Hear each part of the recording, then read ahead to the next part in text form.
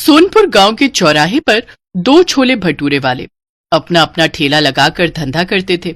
एक छोर पर मुकेश अपना ठेला लगाता था तो दूसरे छोर पर मोहनलाल अपना ठेला लगाता था। अरे मोहनलाल सेठ, एक प्लेट बढ़िया छोले भटूरे लगाना। अरे एक प्लेट क्या, 2 प्लेट मस्त छोले भटूरे लगवाता हूँ। अरे नहीं नहीं सेठ जी, एक ही बहुत है। मोहनलाल के ठेले पर लड़के काम करते थे। एक बर्तन धोता था तो दूसरा ग्राहकों को संभालता था। सब कुछ ठीक ठाक चल रहा था। इतने में मोहनलाल ने ठेले पर काम करने वाले लड़के सोनू को एक जोरदार तमाचा मारा। ग्राहक चौंक गए। अभी तक तूने इन भाई साहब की थाली नहीं लगाई, ये ग्राहक हमारे भगवान है। बस अभी लगाता हूँ सेठ जी। सोनू जल्दी जल्दी प्लेट लगाता है और वो ग्राहक खाने लगता है। छोले भटूरे इतने स्वादिष्ट थे कि सब लोग बहुत जल्दी जल्दी खा रहे थे। वहीं दूसरे छोर पर मुकेश के ठेले पर सिर्फ 1 या 2 ग्राहक ही मुश्किल से आते थे। अरे मोहनलाल सेठ, छोले भटूरे खाकर तो मजा ही आ गया। आपका लड़का बहुत स्वादिष्ट छोले बनाता है। सिखाया तो मैंने ही है इसे, वरना इस गवार को तो शरबत तक बनाना नहीं आता था। इसी बात पे 1 प्लेट और लगाना। देखा, मैंने आपसे पहले ही कहा था कि आप 2 प्लेट लगवाओ, और आपने मेरी बात मानी ही नहीं। मुझे भी 1 प्लेट और लगाना। सोनू छोले भटूरे की बहुत सारी प्लेटें लगाना शुरू कर देता है, लेकिन तभी मोहनलाल सेठ उसे फिर से एक जोरदार तमाचा मारता है। अब मैंने क्या किया सेठ जी?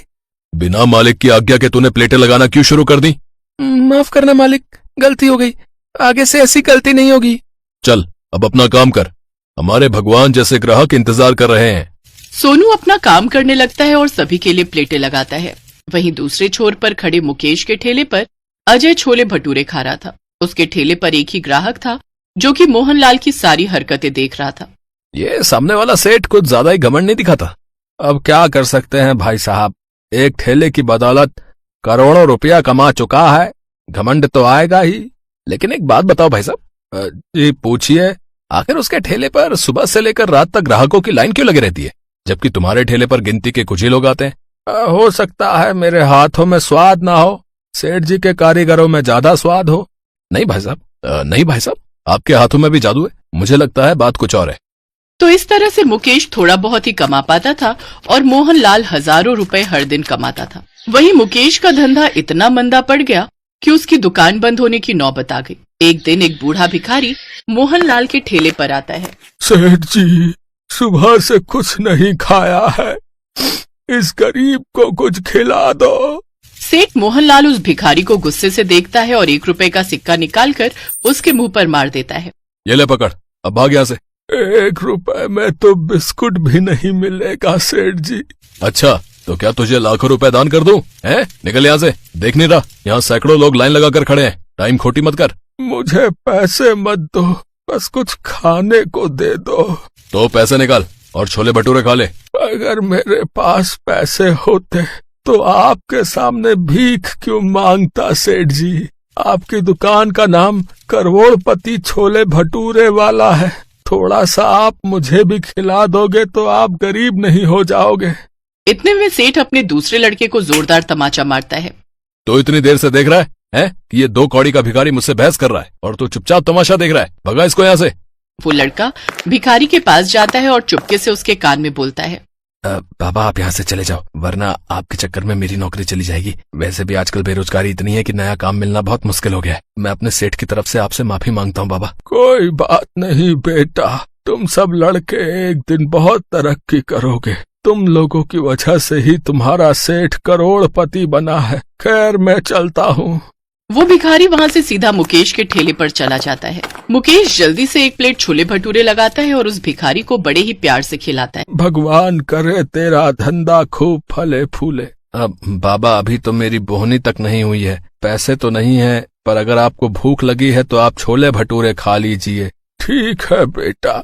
बेटा, वो सामने वाले ठेले का नाम करोड़पति छोले भटूरे वाला क्यों है, क्या तुम बता सकते हो? बाबा, क्योंकि वो कई सालों से ये धंधा कर रहे हैं, मुझसे ज्यादा एक्सपीरियंस है उन्हें। उन्होंने करोड़ों कमा लिए हैं, इसीलिए लोग उन्हें करोड़पति छोले भटूरे वाला कहने लगे। तब से उन्होंने अपनी दुकान का नाम करोड़पति छोले भटूरे वाला रख लिया। पर सही मायने में तुमसे बड़ा करोड़पति कोई नहीं है बेटा। इतना कहकर वो भिखारी वहाँ से चला जाता है और थोड़ी दूर पर किसी गली में खड़ी एक कार के अंदर बैठ जाता है और वहाँ से चला जाता है। मुकेश ये दूर से देखता है और उसे ये बात बहुत अजीब लगती है। अजीब है, गाड़ी है तो फिर खाने का भीख क्यों मांग रहा था? तभी मोहनलाल मुकेश को टॉन्ट मारने लगा। क्यों रे मुकेश, चूना लगाकर चला गया ना? कितनी बार कहा है तुझे कि यहाँ से ठेला लेकर चला जा, तू मेरा मुकाबला नहीं कर सकता। जब तक मेरा ठेला यहाँ है तब तक तेरे छोले भटूरे बिक ही नहीं सकते। मोहनलाल हर रोज ऐसे ही मुकेश को टॉन्ट मारता था। मुकेश को बहुत बुरा भी लगता था, लेकिन वो बेचारा भी क्या ही करता, घर की जिम्मेदारी थी उस पर। हाँ हाँ मोहनलाल भाई, तुम भी सुना लो, लेकिन याद रखना सबका दिन आता है। तेरा तो दिन कब का ढल चुका है रे, अब अंधेरा ही अंधेरा है। मुकेश दुखी हो गया। मुकेश भटूरे तलने के लिए अच्छे तेल का भी इस्तेमाल करता था और यही करते करते वो गरीब होता जा रहा था। एक दिन मुकेश की बीवी ने उसे कह दिया, सुनो बहुत हो गया, अब मैं ऐसे नहीं रह सकती। छोले भटूरे बिकते नहीं तो क्यों जाते हो बार बार? घर में राशन नहीं है, हम क्या भूखे मरेंगे? आज अगर राशन नहीं लाए तो मैं ये घर छोड़कर चली जाऊंगी। मुकेश ठेला लेकर उसी जगह पर चला गया, लेकिन उसका एक प्लेट भी छोला भटूरा नहीं बिका। दोपहर को वो मोहनलाल के पास पैसे उधार लेने चला गया। मोहनलाल भाई, कुछ पैसे उधार दोगे? मैं बहुत जल्दी लौटा दूंगा। आ गया ना औकात पर। अरे जा जा भाग यहाँ से, मैं अपने सगे बाप को भी उधार नहीं देता, तुझे क्या दूंगा?